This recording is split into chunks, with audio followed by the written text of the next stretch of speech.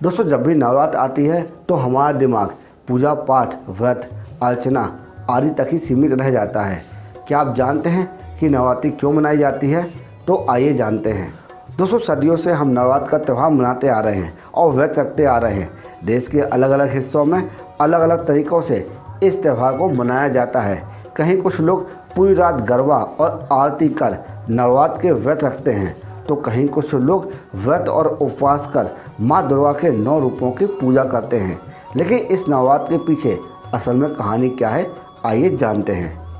दोस्तों, महिषासुर नाम का एक शक्तिशाली राक्षस था। वो अमर होना चाहता तो उसने ब्रह्मा जी की कठोर तपस्या करी। ब्रह्मा जी उसी तपस्या से प्रसन्न होकर उसे वरदान देने आए और कहा कि तुम्हारी जो इच्छा है वो वरदान मांग लो। महिषासुर ने ब्रह्मा जी से अमर होने का वरदान मांगा तो ब्रह्मा जी ने उससे कहा कि जो इस सृष्टि में आया है उसकी मृत्यु निश्चित है। तुम जीवन और मृत्यु को छोड़कर जो चाहे वरदान मांग लो। ऐसा सुनकर महिषासुर ने कहा कि ठीक है ब्रह्मा जी, आप मुझे ऐसा वरदान दीजिए कि मेरी मृत्यु ना कि किसी मानव के हाथों हो, ना किसी देवता के हाथों हो और ना ही किसी असुर के हाथों हो। अगर मृत्यु हो तो सिर्फ स्त्री के हाथों हो।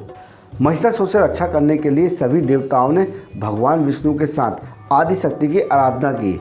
उन सभी के शरीर से एक दिव्य रोशनी निकली जिसने एक बेहद खूबसूरत अप्सरा के रूप में देवी दुर्गा का रूप धारण कर लिया। देवी दुर्गा को देखकर महिषासुर उन पर मोहित हो गया और उनसे शादी करने का प्रस्ताव सामने रखा। देवी दुर्गा मान गई, लेकिन उन्होंने शर्त रखी कि मुझसे लड़ाई में जीतना होगा। देवी दुर्गा मान गई, लेकिन एक शर्त पर। उन्होंने कहा कि महिषासुर को उनसे लड़ाई में जीतना होगा। महिषासुर मान गया और फिर लड़ाई शुरू हो गई। 9 दिनों तक चली।